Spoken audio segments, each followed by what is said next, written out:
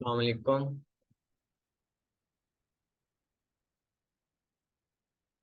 آواز کلیئر آ رہی ہے؟ آواز کا کوئی ایشو تو نہیں آ رہا؟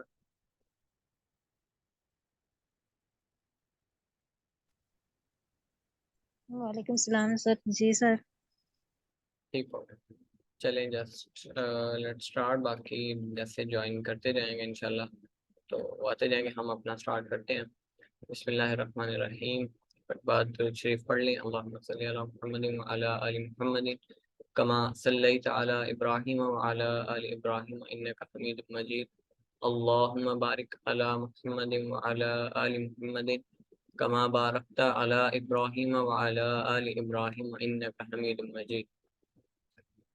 آج ہمارا واقعہ کربلا سیریز کا پہلا سیشن ہے، اور اس میں ہم نے 3 دن میں بیسیکلی ہم ڈویژن وائز چلیں گے۔ آج ہم نے بات کرنی ہے امام حسین علیہ السلام کی سیرت پہ اور جسٹ انٹروڈکشن پہ۔ کل ہم انشاءاللہ واقعہ کربلا کا پس منظر اور اس کا پرپز، اس کا مقصد کیا تھا، اس پہ بات کریں گے۔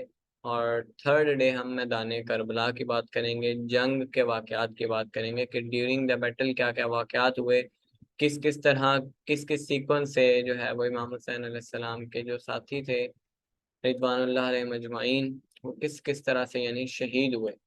تو سارا انشاءاللہ ہم وہ تھرڈ ڈے میں میدان کربلا کے سینز، بیٹل کے دوران کے جو واقعات تھے وہ تیسرے دن میں کریں گے۔ آج ہم امام حسین علیہ السلام کی سیرت اور کل ہم انشاءاللہ اس کا پس منظر اور پرپس پہ بات کریں گے۔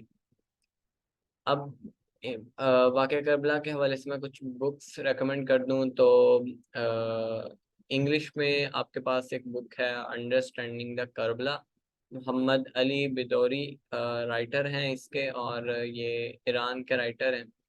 تو یہ ایک اچھی بک ہے کربلا کے حوالے سے، لیکن اس میں کچھ چیزیں ایسی بھی ہیں جو آپ کے عقائد کو خراب کرتی ہیں صحابہ کے اگینسٹ۔ تو صرف ایک بک پہ یعنی آپ نے اکتفا نہیں کرنا، چاہے وہ واقعہ کربلا پڑھنا ہے یا کوئی بھی آپ نے ٹاپک پڑھنا ہے تو صرف ایک بک پہ اکتفا نہیں کیا کریں، ڈفرینٹ بکس پڑھا کریں تاکہ جو ہے وہ آپ کو جو ہے وہ ایک براڈ پکچر یعنی نظر آئے نا، آپ یعنی کہ بڑے لیول پہ سوچ سکیں۔ تو ایک بک ہے انڈرسٹینڈنگ کربلا محمد علی بدوری کی، وہ پڑھیں۔ اس کے بعد سیگا دا بیٹل آف کربلا، یہ بہت امیزنگ بک ہے، اس میں جنگ کے دوران کے واقعات اور مزے کی بات یہ کہ یہ عربک کنٹیکسٹ بھی ساتھ پرووائڈ کیا گیا، تو یہ آپ مست پڑھیں۔ پھر اردو میں اگر بات کریں تو روضۃ الشہداء، یہ ایک مین بک ہے۔ آپ 80 to 90% جو واقعات سنتے ہیں وہ اسی بک سے ہی سنتے ہیں، روضۃ الشہداء بک سے ہی سنتے ہیں۔ تو یہ 3 میجر بکس ہیں۔ باقی سوانح کربلا ہے مولانا محمد سعید نعیم الدین مراد آبادی کی، وہ بھی آپ پڑھ سکتے ہیں۔ پھر اسی طرح کچھ بکس اور بھی ہیں لیکن میجر یعنی یہی ہیں، تو 4 و 5 پڑھیں۔ اس کے بعد جو ہے آپ کو صحیح ایک پکچر نظر آتی ہے۔ ایک ہی بک پڑھیں گے تو آپ کو صحیح پکچر نظر نہیں آئے گی، بلکہ آپ یعنی کہ کنفیوز ہوں گے، اور آپ جسٹ وہ اس رائٹر کے اکارڈنگ اپنا ایک پوائنٹ آف ویو بنا لیں گے۔ 4 5 پڑھیں گے تو آپ کو پتہ چلے گا کہ صحیح بات اصل میں بیسیکلی ہے کیا۔ تو ہم انشاءاللہ کوشش کریں گے یہ 3 4 دن میں اس پوری 5 6 بکس کی کنکلوژن آپ کو پرووائڈ کریں۔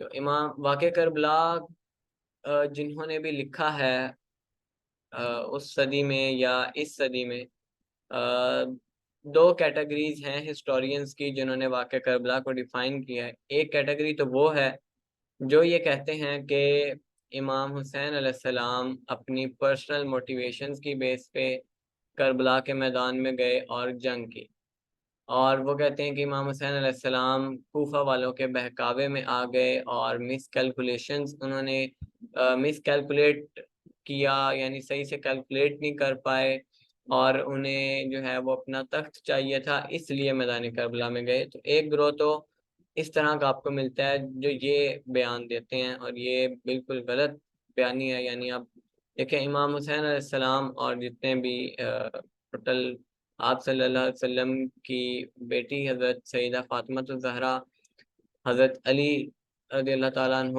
اور حضرت امام حسن اور حضرت امام حسین، ان پانچ اور حضرت محمد صلی اللہ علیہ وسلم، ان پانچوں کے بارے میں اللہ تعالیٰ نے قرآن پاک میں واضح طور پر یہ آیت نازل کی کہ اللہ تعالیٰ نے تم سے جو ہے رجس کو پاک کر دیا۔ تو اب اس کے بعد امام حسین علیہ السلام کے بارے میں یہ بیان دینا کہ یہ تخت کے لیے گئے تھے یا یہ اپنی پرسنل موٹیویشن کے لیے گئے تھے، تو یہ تو قرآن کے خلاف بات ہے، اور یہ بالکل یعنی ایک سراسر غلط بات ہے۔ وہ کس وجہ سے گئے وہ ہم انشاءاللہ کل پڑھیں گے کہ امام حسین علیہ السلام میدان کربلا میں کس مقصد کی وجہ سے گئے۔ تو آج جسٹ ہم نے امام حسین علیہ السلام کی سیرت پڑھنی ہے، اور اس کے لیے ہم نے بک ہمارے پاس جو ریفرنس بک ہے وہ روضۃ الشہداء ہے، امام حسین وائز کاشفی علیہ الرحمہ کی۔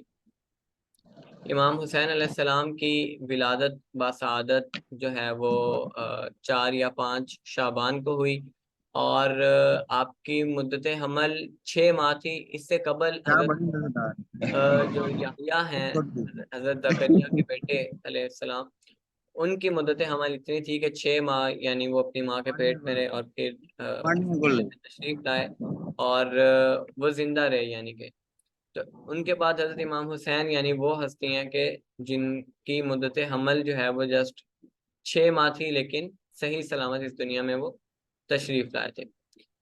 اور آپ جو ہے امام حسن علیہ السلام سے 7 ماہ اور کچھ دن جو ہے وہ چھوٹے ہیں۔ جب آپ کی ولادت ہوئی تو آپ حضرت فاطمہ الزہرا کے پاس گئے اور حضرت علی سے پوچھا کہ بیٹے کا نام کیا رکھا ہے؟ تو حضرت علی فرماتے ہیں کہ میری یہ جرت کہاں کہ میں آپ پر سبقت لے جاؤں، یعنی ان کا مطلب یہ تھا کہ حضور آپ کوئی نام تجویز فرمائیں، میں تو اپنے سے تو ان کا نام نہیں رکھوں گا۔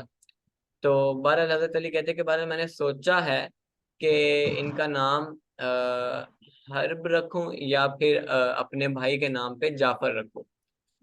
تو امام حضرت محمد صلی اللہ علیہ وسلم نے یہ سن کے فرمایا کہ میں یعنی مجھے بھی یہ گوارا نہیں ہے کہ میں اللہ پر سبقت لے جاؤں۔ تو یہ ابھی آپ صلی اللہ علیہ وسلم نے کہا یا کہ حضرت جبریل علیہ السلام تشریف لے آئے، اور حضرت جبرائیل علیہ السلام فرماتے ہیں کہ اے محمد صلی اللہ علیہ وسلم، آپ کو حضرت علی کو آپ کے ساتھ وہ نسبت ہے جو حضرت ہارون کو حضرت موسیٰ کے ساتھ تھی، تو آپ ان کے بیٹے کا نام جو ہے وہ حضرت ہارون کے بیٹے کا نام جو تھا وہ رکھیں۔ تو آپ صلی اللہ علیہ وسلم نے ان سے کہا کہ ہارون کے دوسرے بیٹے کا نام کیا تھا؟ تو حضرت جبریل نے فرمایا کہ شبیر تھا۔ تو آپ صلی اللہ علیہ وسلم نے فرمایا کہ شبیر تو عبرانی زبان کا لفظ ہے، اور اللہ تعالیٰ نے مجھے عربی زبان عطا فرمائی ہے، تو میں عبرانی زبان میں نام کیسے رکھوں؟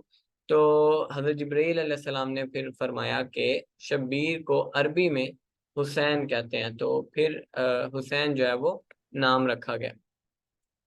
پھر اس کے بعد بہت سارے واقعات ہوئے آپ کے بچپن میں، اور وہ سارے ون با ون پڑھتے ہیں۔ جو پہلا واقعہ آج ہم نے پڑھنا ہے وہ یہ کہ آپ ابھی پیدا ہی ہوئے تھے کہ حضرت جبریل علیہ السلام مبارکباد دینے آئے آپ صلی اللہ علیہ وسلم کو۔ اس وقت آپ صلی اللہ علیہ وسلم کی گود میں تھے حضرت حسین علیہ السلام، اور آپ صلی اللہ علیہ وسلم ان کو پیار کر رہے تھے، ان کی گردن مبارک کو چوم رہے تھے۔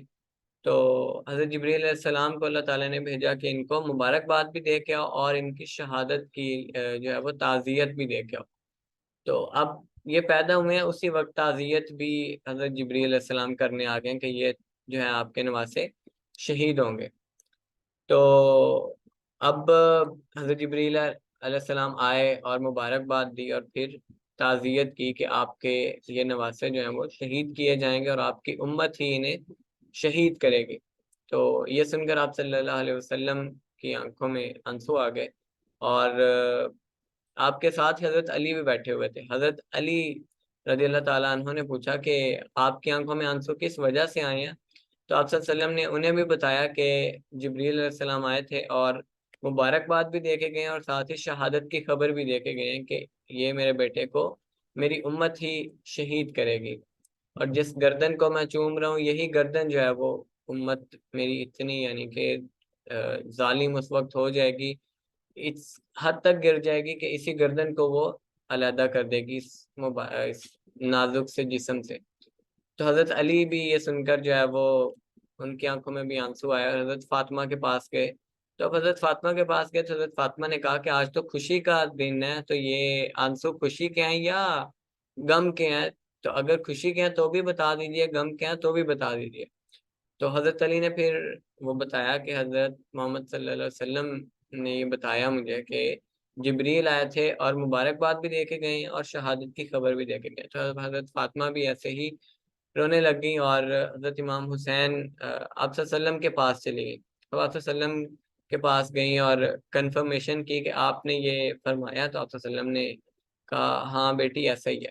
تو آپ نے حضرت امام حسین کو اپنی گود میں لیا، اور یہاں پہ ایک اور بات تھی کہ حضرت فاطمہ نے پوچھا آپ صلی اللہ علیہ وسلم سے کہ اس کو کیا بچپن میں شہید کر دیا جائے گا؟ تو حضرت محمد صلی اللہ علیہ وسلم نے فرمایا کہ نہیں، یہ تب شہید کیا جائے گا جب نہ میں ہوں گا، نہ تم ہوگی، نہ علی ہوگا، نہ حسن ہوگا، اس کے پاس کوئی بھی نہیں ہوگا، اس وقت جو ہے وہ حسین کو شہید کیا جائے گا۔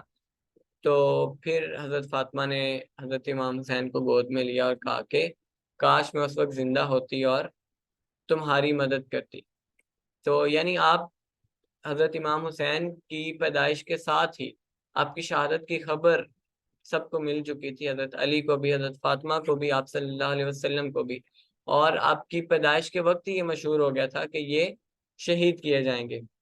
تو یعنی یہ ایک طرف ہمارے پاس یہ روایت ہے، دوسری طرف وہ سکولرز جو یہ کہتے ہیں کہ امام حسین علیہ السلام جو ہے وہ اپنی پرسنل موٹیویشنز کی بیس پہ میدان کربلا میں گئے تھے، یا یہ سیاسی ایک کشمکش میں گئے تھے، یا ان کا مقصد تھا تخت لینا، تو یہ کتنی جہالت کی بات ہے کہ آپ صلی اللہ علیہ وسلم کو امام حسین کی پیدائش پہ خبر مل گئی شہادت کی، اور یہ سارا ایک اللہ تعالیٰ کا حکم تھا جو ہو کے ہی رہنا تھا۔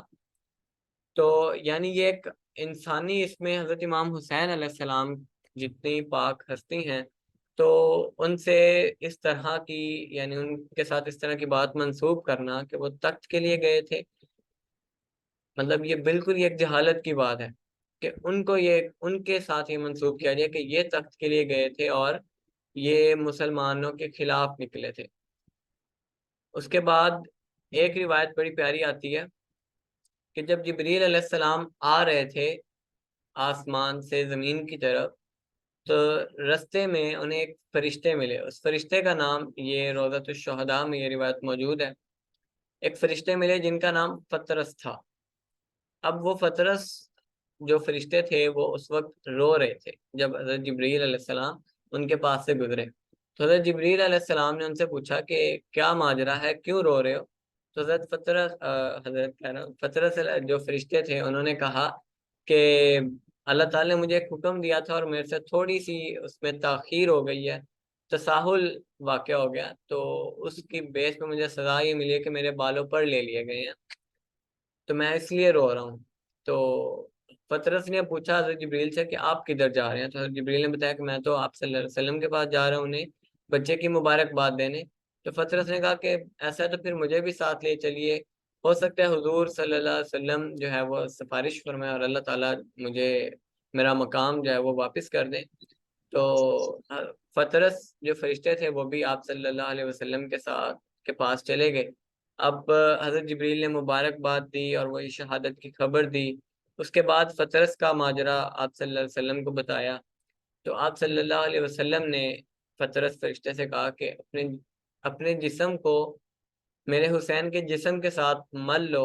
جیسے ہی انہوں نے حضرت حسین کو گلے لگایا، ان کے ساتھ ملے، تو ان کے اللہ تعالیٰ نے بالوں پر ان کے واپس دے دیا اور ان کو وہ مقام و عزت دوبارہ دے دی۔ اور پھر جب راوی لکھتے ہیں کہ جب امام حسین علیہ السلام کو شہید کیا گیا تو وہی فرشتے پطرس جو ان کی پیدائش کے وقت ان کے پاس آئے تھے، وہ اللہ تعالیٰ کے حضور انہوں نے عرض کی کہ اے اللہ، اب کاش مجھے یہ پہلے علم ہو جاتا کہ حسین کو شہید کیا جا رہا ہے، تو میں اپنے 70,000 جو ان کی کمانڈ میں تھے فرشتوں کے ساتھ جاتا اور حسین کی مدد کرتا۔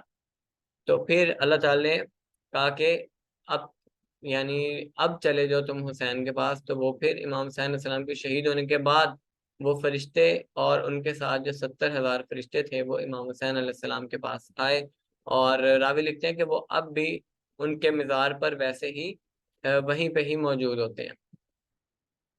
اور پھر اس کے بعد ایک اور روایت آتی ہے شواہد النبوت میں کہ آپ صلی اللہ علیہ وسلم کے ساتھ حد درجہ کی مشابہت تھی امام حسین علیہ السلام کو، اور آپ صلی اللہ علیہ وسلم نے فرمایا کہ حسین مجھ سے ہیں اور میں حسین سے ہوں۔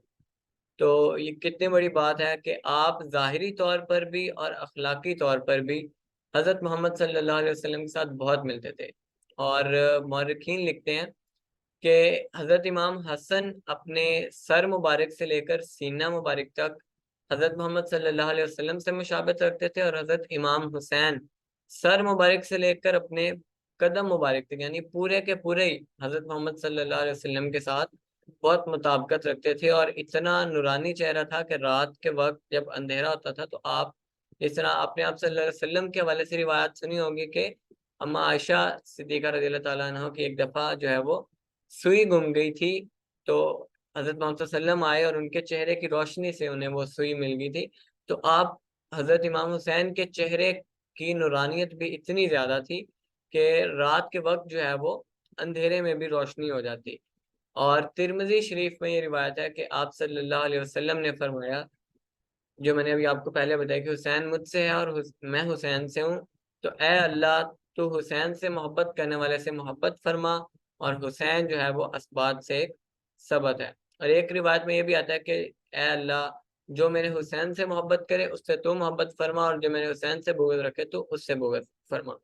تو اتنے یعنی ہمارے پاس نبی صلی اللہ علیہ وسلم کی بات جب آ گئی ہے کہ آپ صلی اللہ علیہ وسلم یہ کہہ رہے ہیں کہ حسین مجھ سے اور میں حسین سے ہوں، قرآن پاک کی آیت آ گیا کہ اللہ تعالیٰ نے ان سے رجس کو یا ناپاکی کو پاک کر دیا، اور ایک جگہ یہ بھی روایت آ گیا کہ اے اللہ جو حسین سے محبت کرے تو اس سے محبت فرما، اور ایک جگہ یہ روایت بھی ہے کہ جو حسین سے بغض رکھے اس سے بغض رکھ۔ تو اس کے باوجود جو لوگ یہ کہتے ہیں کہ حسین علیہ السلام اپنی پرسنل موٹیویشنز کی بیس پہ گئے کربلا میں اور تخت کے لیے گئے، تو وہ کتنی بڑی جہالت کی بات ہے، اور ان کا مقام دیکھیں گے وہ کس کیٹیگری میں فال کر رہے ہیں۔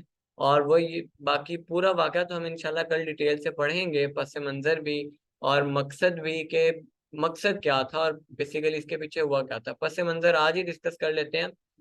اب ہوا یہ تھا کہ جب حاکم شام کی وفات ہوئی تو اپنے بیٹے کو وہ یزید کو وہ جانشین مقرر کر گئے تھے۔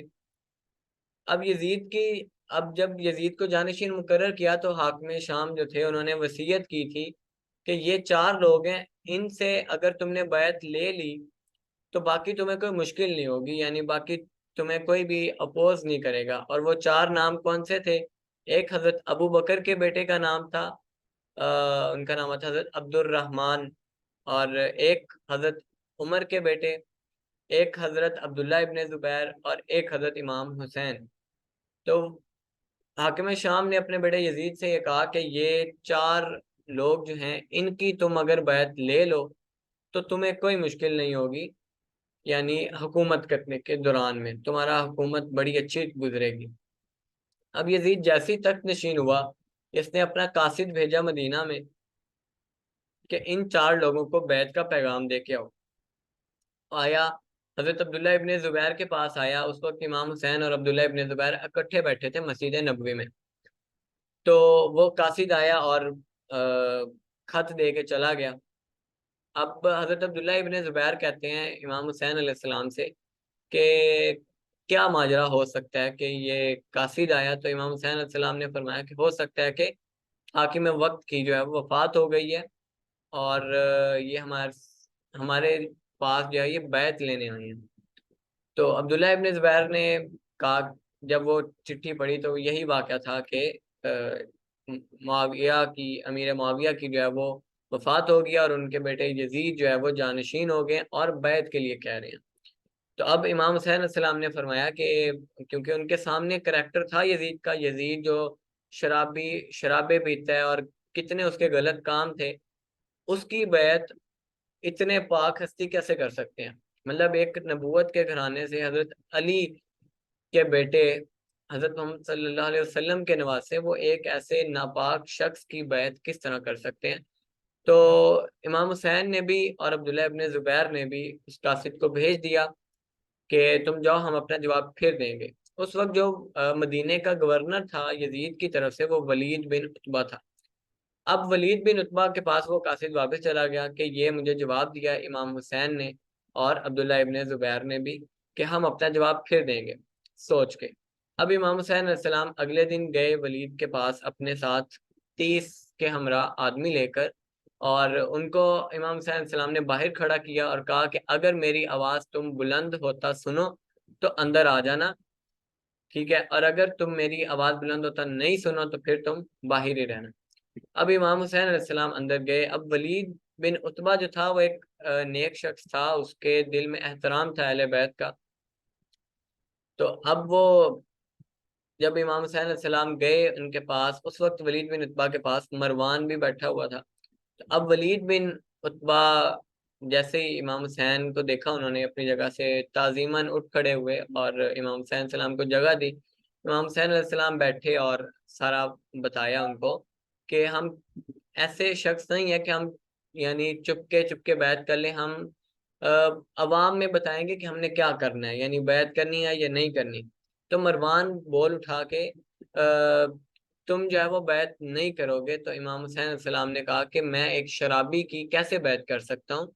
तो उस वक्त जी मरवान ने वलीद बिन उतबा को कहा कि इसको अभी अगर तुम पकड़ लोगे तो फिर ठीक है, वरना ये बाद में तुमसे हुसैन नहीं पकड़े जाएंगे।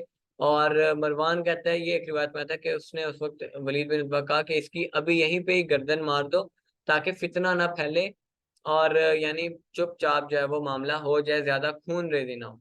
तो वलीद बिन उतबा ने कहा कि अरबी की इबारत पढ़ी कि ला हौला वला कुव्वत इल्ला बिल्लाह, कि मैं ये कैसे हो सकता है कि नबी के नवासे को कत्ल कर दूं, ये मेरे से तो नहीं हो सकता। और इमाम हुसैन अलैहिस्सलाम जो भी फैसला करें यानी वो मुझे कबूल है, मैं उस पर एतराज नहीं करूंगा। तो इमाम हुसैन सलाम ने इनकार कर दिया और ऊंची आवाज, तब ऊंची आवाज हुई ना तो आपके जो साथी थे बाहर खड़े हुए वो अंदर आने ही लगे थे। तो इमाम हुसैन सलाम उतने में ही बाहर चले गए, यानी उस वक्त कोई खून खराबा नहीं हुआ। अब इमाम हुसैन अलैहिस्सलाम तो अपना जवाब दे के आ चुके कि मैंने बैत नहीं करनी ऐसे शख्स की जो शराबी है, जो नापाक शख्स है, हराम काम करता है।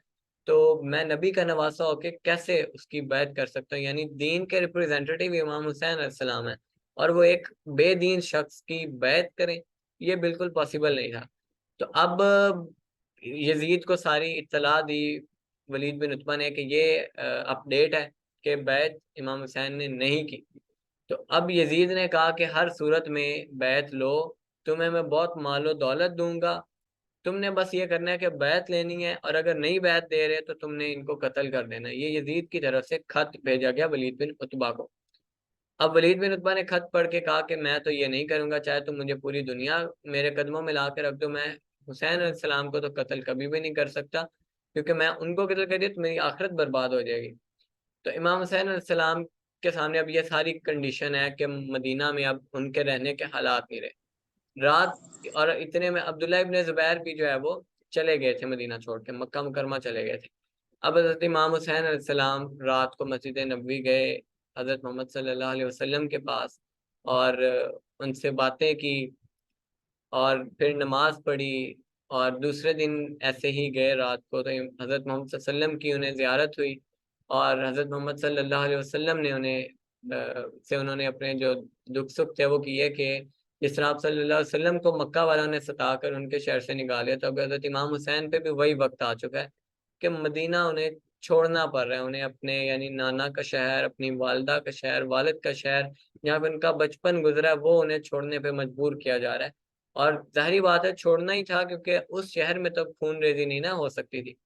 तो इमाम हुसैन अलैहिस्सलाम को आप सल्लल्लाहु अलैहि वसल्लम ने उनकी शहादत का वो बताया कि अब वक्त तुम्हारी शहादत का आ चुका है। तो इमाम हुसैन अलैहिस्सलाम ने अपने जो थे खानदान उनको साथ लिया, और जितने भी साथी थे जो साथ आने को तैयार थे उनको साथ लिया और मक्का मुकरमा चल दिए। अब मक्का मुकरमा तक की स्टोरी ये है। अब मक्का मुकरमा से कूफा तक की स्टोरी क्या है वो हम कल पढ़ेंगे, क्योंकि मक्का मुकरमा जब गए तो उसके बाद वहां पे अरब ने बड़ा आपका इस्तकबाल किया, बड़ा एहतराम किया। और यानी क्योंकि अब सरदार के तौर पर देखते थे ना इमाम हुसैन अलैहिस्सलाम को अरब के लोग, تو ان بڑے سکون سے رہ رہے تھے، لیکن کوفہ والوں نے خط پہ خط بھیج بھیج کے امام حسین علیہ السلام کو، یعنی کہ اب امام حسین علیہ السلام کے سامنے، ان کے سامنے ہسٹری ہے ان کے والد کی بھی، ان کے بھائی کی بھی، کہ حضرت علی کو بھی کوفہ والوں نے ہی شہید کیا تھا، حضرت امام حسن کے ساتھ بھی انہوں نے یہ برا یعنی کیا کیا کچھ نہیں کیا تھا۔ تو حضرت امام حسین کو تو پتہ تھا کوفہ والوں کا، تو اب کوفہ والوں کے خط پہ خط آ ہی جا رہے ہیں، 100 سے زیادہ خط جمع ہو گیا اور امام حسین نے انہیں کوئی جواب نہیں دیا۔ پھر اس سے اگلی سٹوری کیا ہے وہ ہم انشاءاللہ کل پڑھیں گے، ابھی ہمارا میٹنگ کا ٹائم اوور ہو رہا ہے۔ تو ابھی آج جتنا ہم نے یعنی ڈسکس کیا ہے، اس میں سے اگر آپ کا کوئی کوشچن ہو تو وہ آپ پوچھ سکتے ہیں، باقی ہم انشاءاللہ کوفہ کی روانگی اور پھر کوفہ کی روانگی کے دوران کا سفر کیا ہوا وہ سارا ہم انشاءاللہ کل دیکھیں گے۔